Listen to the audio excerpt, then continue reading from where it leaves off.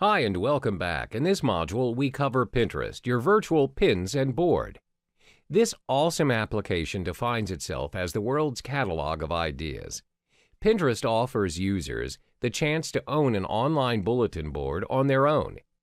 Users can keep almost anything they find on the internet and pin it on their boards. Blog posts, videos, ads, and news, anything with active permalinks, are shareable using Pinterest. Many users are inspired by Pinterest, and this includes online businesses. In fact, almost 50% of U.S. online shoppers have made purchases recommended by Pinterest. Pinterest has also proven its capability to attract customers to various online businesses, thus increasing sales. Let's have a look at this image. This is Pinterest, the new social network kid who just moved into the social network block.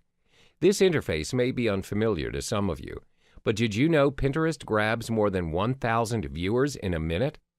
Pinterest was only launched in 2010, and within 5 years, it managed to get more than 15 million viewers and an increase of over 145% of users since 2012.